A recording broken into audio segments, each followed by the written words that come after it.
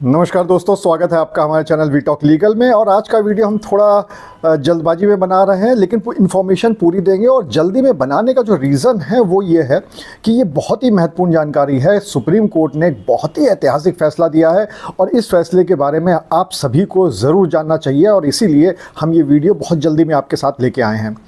दरअसल supreme court ने एक गिरफ्तारी को लेकर एक इतनी बड़ा फैसला दिया है जिसका असर बहुत लंबे समय तक और बहुत दूर तक पड़ेगा। तो क्या है वो फैसला, इस पे बात करते हैं। उससे पहले हमारे चैनल को लाइक, सब्सक्राइब और शेयर कर दीजिए, और वो नोटिफिकेशन वाला बटन ज़रूर दबा दीजिएगा, बेल आइकन जिसे कहते हैं, जिससे कि हमारा हर नया वीडियो आप तक पहुँचता रहे। तो चलिए फिर शुरुआत करते हैं।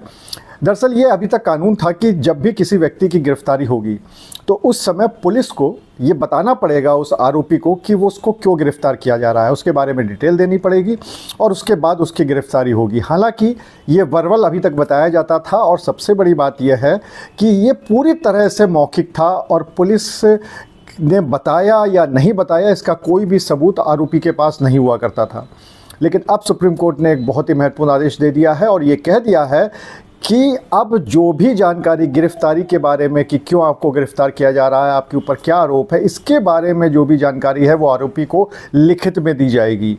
जी हाँ, और अभी तक ये लिखित वाला जो कानून था, जो पूरी प्रक्रिया थी, ये हमेशा इक्का दुक्का जो स्पेशल एक्ट हुआ करते थे केवल उसमें काम आती थी। लेकिन अब सुप्रीम कोर्ट ने साफ कर दिया है कि चाहे आईपीसी हो जो पुराना कानून था, और चाहे बीएनएस हो जो कि नया कानून है, चाहे किसी भी धारा में हो, लेकिन आपको यानी पुलिस को ये बताना पड़ेगा आरोपी को कि इसको क्यों गिरफ्तार किया जा रहा है। और सबसे बड़ी बात यह है कि वो भी लिखित में। इसमें जो और महत्वपूर्ण बातें कही गई हैं वो भी हम आपको बता देते हैं। दूसरी बात, सुप्रीम कोर्ट ने ये कहा है कि जिस भाषा में आरोपी जानता हो, जो भाषा आरोपी समझता हो, उस भाषा में बताया जाएगा। जी हाँ, ये भी महत्वपूर्ण है। ये नहीं कि आप पुलिस ये नहीं कह सकती कि साहब हमको जो भाषा आती है वो सामने वाले को नहीं आती है और इसलिए हम उसको नहीं बता पाए, ये बिल्कुल नहीं चलेगा। जो भाषा उसको आती है उसी में बताना पड़ेगा। और अगर ऐसा नहीं कर पाते हैं तो फिर कोर्ट ने थोड़ी सी राहत पुलिस को दी है। राहत क्या दी है, बल्कि ये कह सकते हैं कि थोड़ा सा एक रास्ता निकाला है पुलिस ने। सुप्रीम कोर्ट ने पुलिस को ये बोला है, यानी जो जांच एजेंसी है उनको ये बोला है कि जब भी आप इस तरह की गिरफ्तारी करते हैं तो आप सबसे पहले उसको लिखित में बताएंगे। अगर आप नहीं बता सकते हैं तो फिर आप थोड़ा समय ले सकते हैं। यानी मान लीजिए वो सामने वाला दूसरी भाषा समझता है और जो जांच एजेंसी वाले हैं वो दूसरी भाषा, तो उसके लिए आप थोड़ा समय ले सकते हैं, किसी की मदद ले सकते हैं, उसको समझा सकते हैं, उसके बाद लिखित में कर सकते हैं। यहाँ तक कि जो सुप्रीम कोर्ट ने ये कहा कि इस पर भी एक तरह से स्टॉपेज लगा दिया है कि ये सारी प्रक्रिया अगर देरी भी होती है इसमें तो भी ये प्रक्रिया मजिस्ट्रेट के सामने पेश करने से 2 घंटे पहले तक ये पूरी हो जानी चाहिए।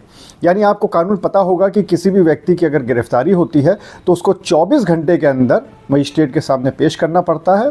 और इसीलिए ये कहा गया है कि 2 घंटे पहले तक, यानी किसी को गिरफ्तार किया और 24वें घंटे में अगर उसको पेश कर रहे हैं तो 22 घंटे तक आरोपी को लिखित में ये जानकारी मिल जानी चाहिए। और इसी तरह से मान लीजिए 15 घंटे में पेश कर रहे हैं, बहुत देर हो गई है, तो 13 घंटे तक उसको ये जानकारी मिल जानी चाहिए। सिर्फ यहीं तक नहीं, बल्कि सुप्रीम कोर्ट ने तो ये भी कह दिया है कि अगर ऐसा नहीं होता है तो वो जो आरोपी की गिरफ्तारी है वो भी अवैध मानी जाएगी, और इसके साथ ही साथ जो उसका रिमांड है वो भी अवैध माना जाएगा।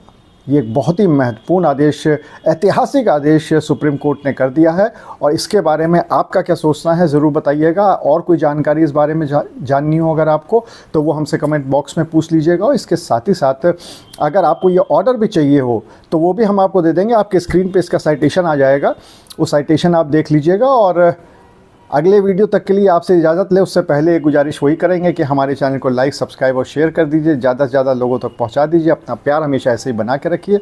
अगले वीडियो तक के लिए नमस्कार।